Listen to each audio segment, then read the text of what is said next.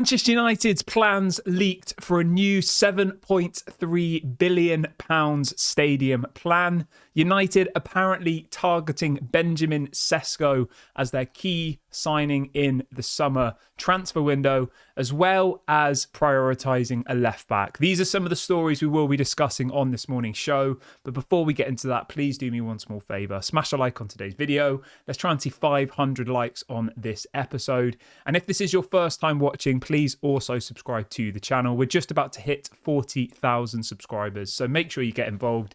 It's completely free content. I'm live every day at 8:30 and 6 p.m. UK time. Right, let's get started. And I want to bring you some injury news to begin with, just to throw into the mix. And it's about Leny Yoro. And I'm going to be honest, this story, when it came out this morning, surprised me a little bit. But I'm going to read it to you anyway, and then we can discuss it. So this is coming from multiple different people in the UK this morning, saying that apparently Manchester United don't plan to rush the return of Leny Yoro, which I agree with. That makes the most sense. You know, we effectively don't need him at the moment. We've got Martinez, we've got De Ligt, we've got, obviously, Lindelof, Evans and Maguire, who are all fit and available as backup. So we're doing okay in the centre-back position at the moment, I think. And, you know, we haven't conceded a goal for 3 games. I think we look solid. De Ligt has been flawless so far. Martinez has been decent so far this season. And obviously, you know that you've got Maguire, Johnny Evans and Lindelof all available if either of those players get injured. So I agree with that first bit. The story goes on to say that apparently Leny Yoro is desperate to be fit and match ready. And apparently Manchester United are targeting a return of December the 3rd in time for Arsenal away. Okay. And then the story goes on to say that apparently he will be back on the grass in mid to late November, which is what, 6 to 8 weeks away, roughly, something like that. And it says if recovery and rehabilitation goes to plan. So the earliest we're going to see Leny Yoro back apparently is kind of mid-November to late November.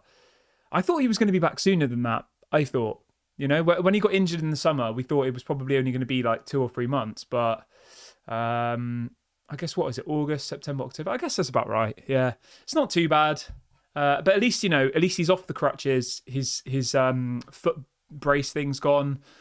So, yeah, I wish him all the best. He's obviously still very, very young. And we're in a very positive situation now in the sense that we don't actually need to rush him back because we do have lots of cover in that position now. You know, Martinez and De Ligt are the first choice. And then you've got Maguire, Johnny Evans and Lindelof's now available and fit as well. So we have lots and lots of backup in that position. But I thought I'd bring you this update this morning because I know a lot of people have been asking me when do I think Leny Yoro is going to be back, and we have had a bit of clarity this morning. So just to clarify, game time wise, like actually playing football, probably December, but being back on the grass, training with the first team, mid to late November. So yeah, he's progressing well, he's on track, and obviously I wish him all the best. So that's the latest on Leny Yoro. But let's move on from that and let's move over to Benjamin Sesko. Again, this is coming up from multiple people in the UK this morning, saying that apparently Manchester United want to sign a new striker in the summer, which I would agree with 100%. We've created 17 clear-cut chances that we've missed so far this season, more than any team in the Premier League. Our XG is higher than more than any team in the Premier League, and we still have lost 2 games and drawn a game. All of those games, apart from the Liverpool game, we should have won, in my opinion. Like, Crystal Palace, we definitely should have beaten them. I'm not saying it like from a perspective of, oh, we're Manchester United, we should have beat them. I'm saying it from watching the game. Manchester United, if they could have finished their chances, would have beat Crystal Palace 3-1, I think, would have been fair. 3-1, maybe even more. Brighton, we literally did win that game and then the goal was disallowed. Like, we've had so many opportunities this season that we've missed. And I think a striker, like a proper clinical striker, is definitely needed, because for me, Joshua Zirkzee is a number 10, and Joshua Zirkzee should be played and implemented as a number 10 and not as a striker, because I think I'm not criticising Joshua Zirkzee. I just think that, imagine if you have Rasmus Højlund playing in front of Zirkzee. I think it would be lethal, because Højlund is got that clinical, goal scorer vibe about him, whereas Joshua Zirkzee for me is more like a kind of Roberto Firmino or who else can I think of off the top of my head? My brain's gone. But you know what I mean? He's more of that kind of attacking player. He's more of a link-up player, somebody who brings others into the game. Whereas Rasmus Højlund's first thought is get a shot on target. Whereas it doesn't seem like Zirkzee kind of is wired like that, which is fine. It's just making sure that we use them to their best ability. So yeah, apparently Man United want to sign a new striker in the summer. The story goes on to say that apparently Manchester United are targeting Benjamin Sesko, who is expected to leave next summer. Obviously, he decided to stay. Oh, I've got my sneeze coming. Oh. I don't know what it is. I don't know if it's this room. I did clean up here yesterday. Anyway, back to Benjamin Sesko. The sneeze has happened. I know everyone waits for me to sneeze, so there you go. There's your sneeze. Obviously, Benjamin Sesko is still at Red Bull Leipzig.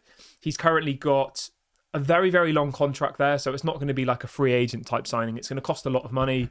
We're talking like 50, 60 million pounds is apparently the asking price.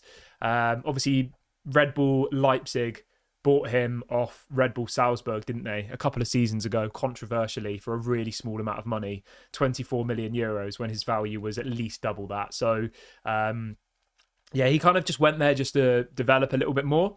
But there is the other thing to mention about Benjamin Sesko, is there is a lot of interest in him. Apparently, Arsenal really, really want Benjamin Sesko. So yeah, we've got to be quick. If we want to get Benjamin Sesko, we've got to bring him in. Like, we need to do that. I think it would be a really, really good player to bring in.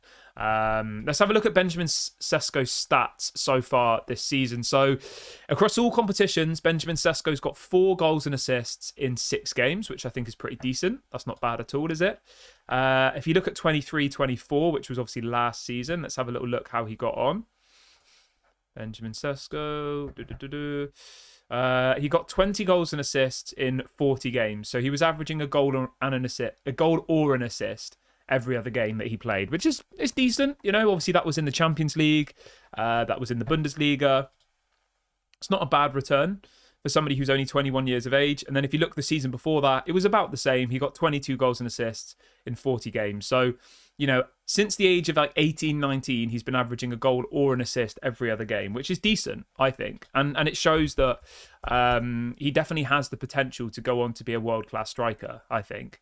Same as Rasmus Højlund. You know, he's averaging about the same amount of goals and assists as Rasmus Højlund. Obviously, Højlund's been injured for most of this season, which has been pretty disappointing for Man United. And I do sometimes find myself wondering, imagine how many goals we would have scored if Højlund was on the pitch as well.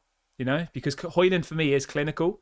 And for us to have lost Højlund at the beginning of the season, I think has had a big impact. Now, I know every team has injuries. I know, like, you know, I'm not going to complain about injuries because literally every single team in the Premier League will get injuries. Every team is missing players. But we don't really have, you know, any strikers, really.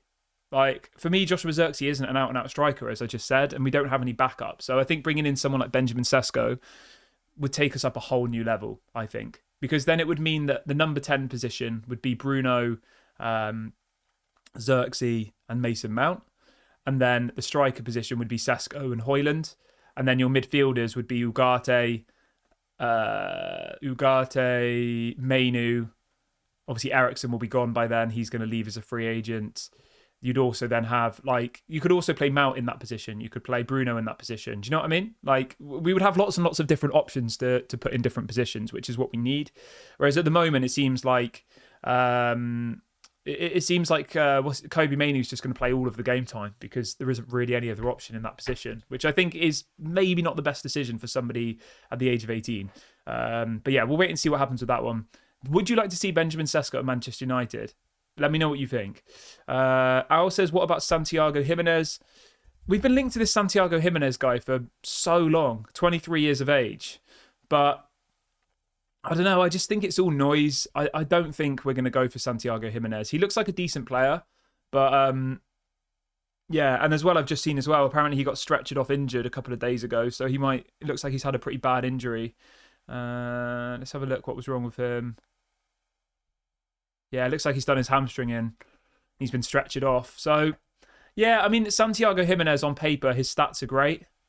But I'm not being funny, but he's been in the Eredivisie for what, like, let's have a look.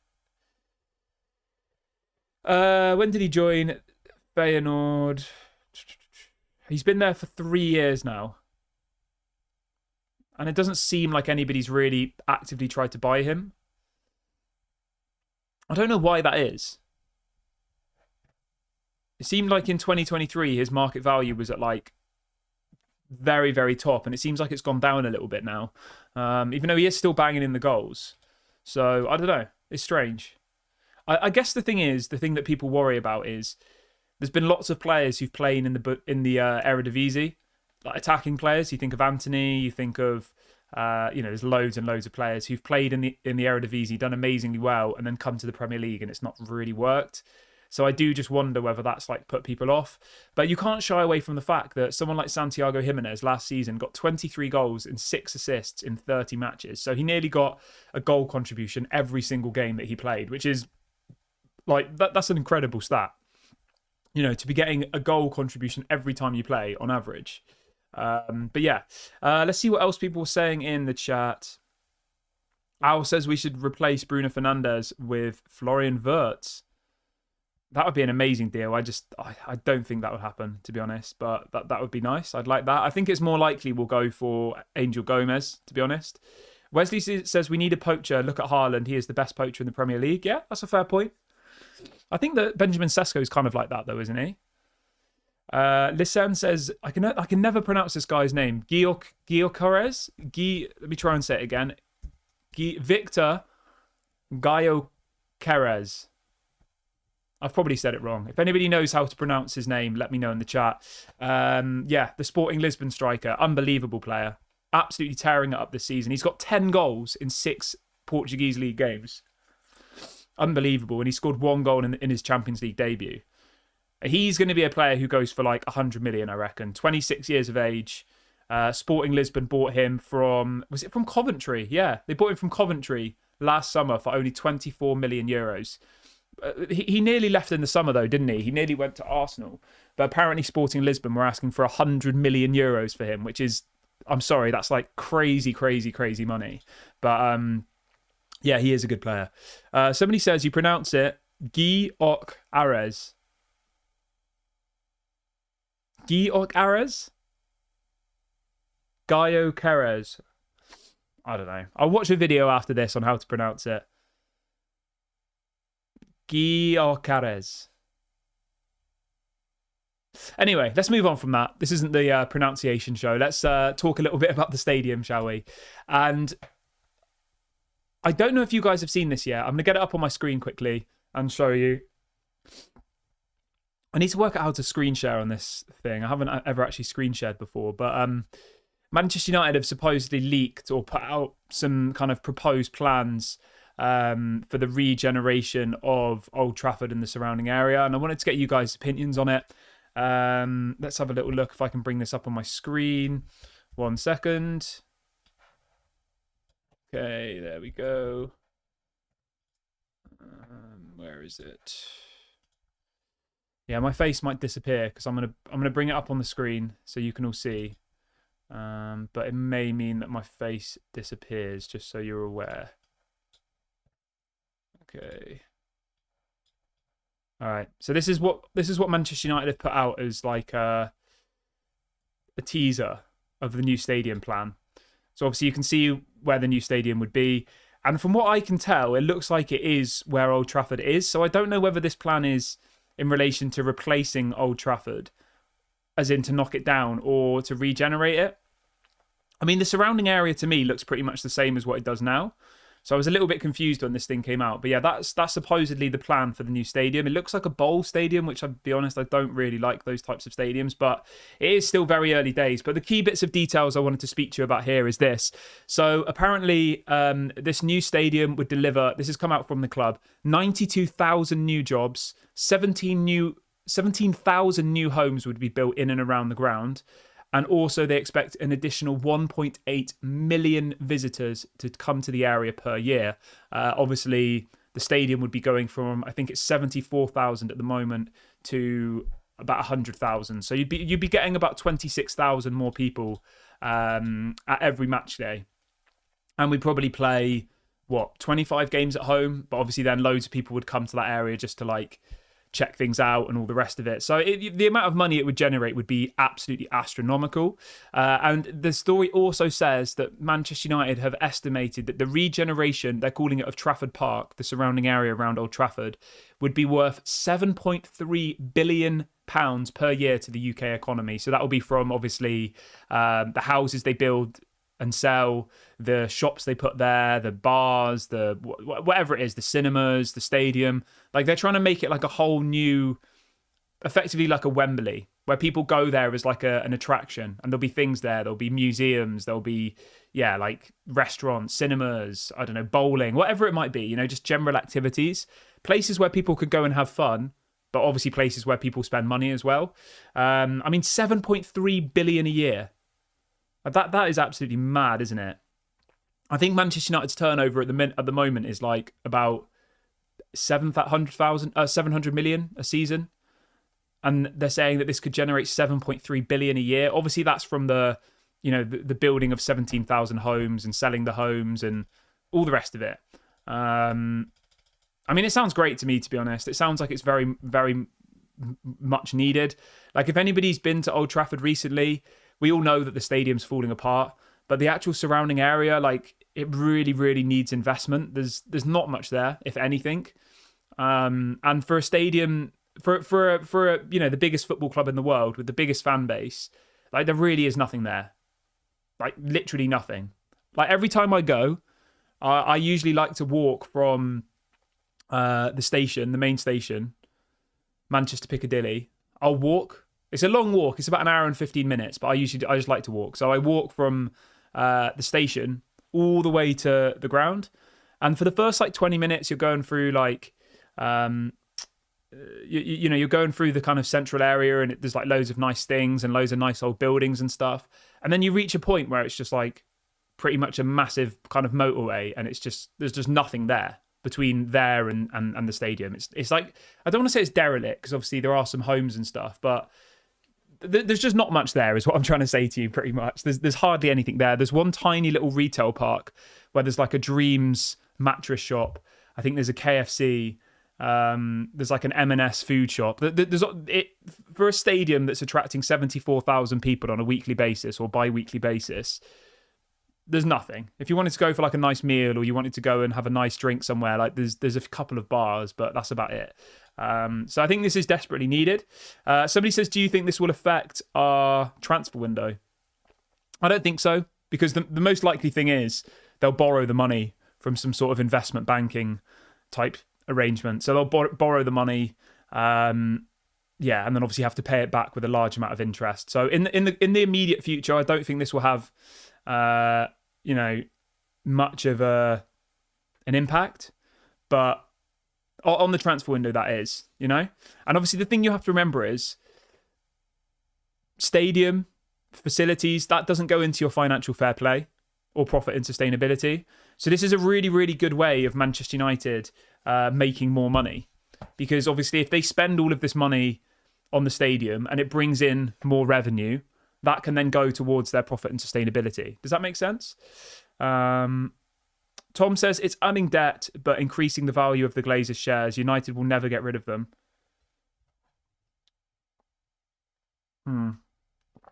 Yeah, it is a scary thought with the Glazers, isn't it?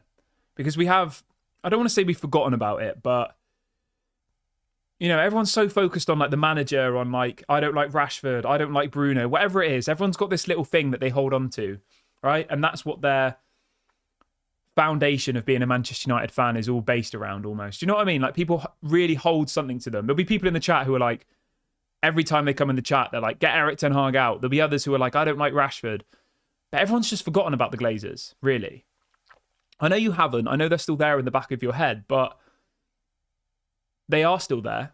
And as Tom said, it is a scary thought that United may just never get rid of them now, Because if they're part of this massive stadium plan, why would they suddenly then just be we're going to walk away, And we did realistically have the chance to get rid of them before. But in hindsight, when you actually think about it, I don't think they ever were actually going to go. They were just dangling the carrot in front of us, weren't they? So yeah, it's a scary thought, but we can't live our lives like that, It's completely out of our control. even if every person in this chat and every person who's a Man United fan went and protested, the Glazers still would do what they wanted to do. Like, they don't care. They don't even live in England. They live in America. They come over to England like a couple of times a year. So Ant says, yeah, that's exactly correct, because Ineos have largely relegated them to investors and nothing more. Yeah, I mean, the Glazers situation now, they're living in dreamland, because no one's going to put the blame on them anymore. No one can sit here and say, oh, it's the Glazers' fault that we signed Ugarte, or it's the Glazers' fault that Erik ten Hag's staying here. The Glazers aren't making any football decisions anymore, you know? The Glazers are just making business decisions. Like, that's all they're doing. And they're making money. So, yeah. But, as I said, we can't really live our lives like that, you know? We have to just... I don't know. It's frustrating. I get it. It is frustrating. But as I just said a couple of minutes ago, it seems like a lot of people have kind of forgotten about the Glazers, because now it's Ineos who are under the firing line. Now it's Erik ten Hag who's getting blamed for failure. You know, no one's really actually pinpointing why we're at the point we are. People have just given up, I think. But obviously, in the grand scheme of things, if you actually think about it, the reason we are where we are now is because of the Glazers. It's because of 10 years of mismanagement. It's because of the debt. It's because of, you know, we know the reasons why. And I thought it'd be important to bring that into the show, because, yeah, I think it is easy to forget about that and to get kind of sidetracked with, like, oh, I don't like the manager, or oh, Bruno doesn't contribute enough, or oh, Rashford this, Rashford that. Like, yeah, like... But let's see if anybody's saying anything in the chat.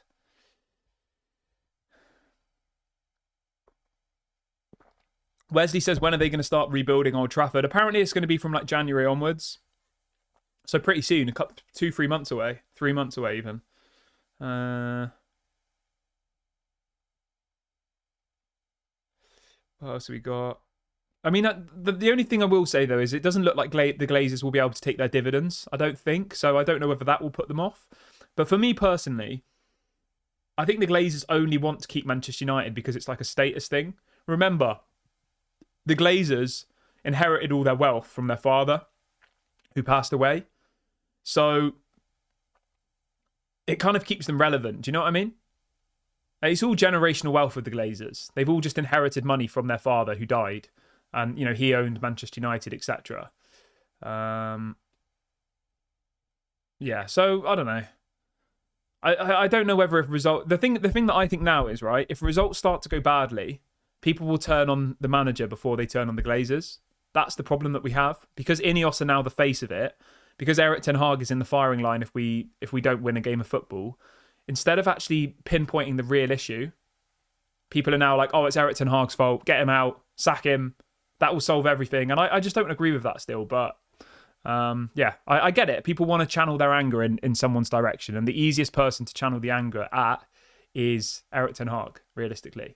Even though it shouldn't be. But Tom says the simple reality is that the increase of value for the Glazers could enable them to buy out Ineos. Oh, that's a scary thought. Stephanie says, Kieran, would you agree that backing the manager means the manager is able to remove all inherited players if necessary? Yeah, 100%. If the players don't suit the manager's system, then the manager should be allowed to get rid of the players, 100%. And if he's not allowed to get rid of the players that don't suit his system, then he can't be criticised. Because, you know, it's like trying to build a flat pack bit of furniture, but you don't have the right pieces, you know? If the manager doesn't have the right players to play his style of football, then how would you expect him to play his style of football?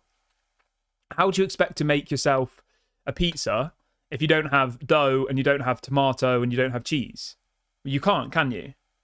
And I know that's a little bit of a simplistic way of looking at it, but you get the point I'm making. And that's why I agree with Stephanie. Like, the manager should be allowed to get rid of players who don't suit the way that he plays. And if he's not allowed, then you can't expect him to play his style of football, you know? But I don't think that's the problem at Man United. I think Erik ten Hag has been able to get rid of a lot of players. Like, if you look at the players that left this summer, right?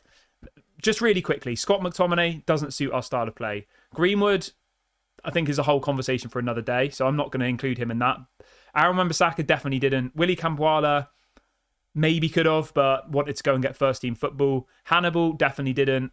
Pellistri, I mean, Ahmad's ahead of him, so Pellistri maybe not, leave on the side. Alvaro Fernandez, we don't really know enough about. Donny van der Beek obviously just didn't work.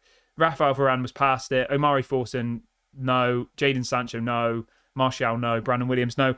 So, in the summer, we got rid of 13 players, which if you compare that to before Erik ten Hag came in, I think Erik ten Hag came in 2022, right? Was it?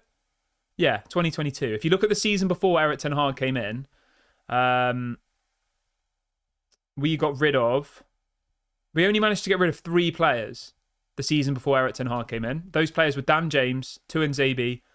I mean, we didn't even get rid of them, actually. We only got rid of 1 player on a permanent deal in 21-22, the season before Erik ten Hag came in, and that was Dan James. Every other deal that we did was a loan deal.